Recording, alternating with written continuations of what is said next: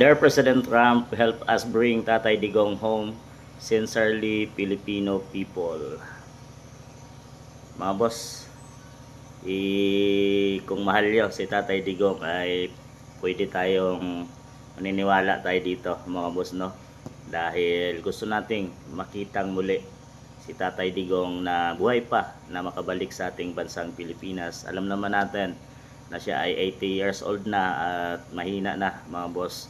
It's time na sa kanyang retirement at mag-aalaga ng mga apo na lang, mga boss, no? Sana ay pinadala pa nila doon sa ICC. At itong si Trump at si Tatay Digong mga boss, no, ay dating mag-alyado noon sa kanyang administrasyon ni FPRRD mga boss. Ay magkakilala tong dalawang to dahil mayroon silang similarity mga boss, no, tungkol sa paglaban sa pinagbabawal na gamot.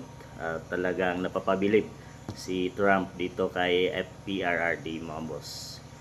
Para sa mga taong naniniwala sa mga Duterte at kay Tatay Digong na mayroon siyang nagawang maganda sa ating bansang Pilipinas, ay magiging masaya tayo kung talagang madidinig or marinig ito ni President Trump na tulungan si Tatay Digong na makauwi sa ating bansang Pilipinas. Pero ito ay ginawa ng Marcos administration at naniniwala tayo na saan pa nga ni BP Inday Sara ay dinukot nila ang kanilang ama at dinala sa Dahig ICC para doon litisin.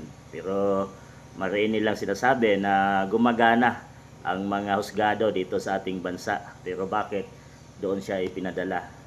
Meaning to say mga boss, ay mayroon silang target talaga para patahimikin si FPRRD na patuloy na lumalaban sa PBBM administration.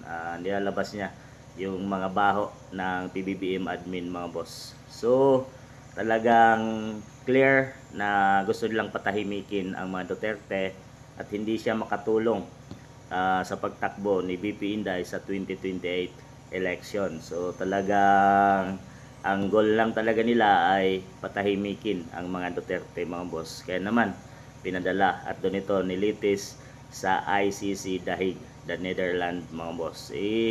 Sa mga naniniwala sa mga Duterte ay naniniwala tayong mayroong magandang nagawa si Tatay Digong sa ating bansang Pilipinas kisa PBBM administration ngayon mga boss, na 3 years na ay wala pa tayo nakikitang resulta.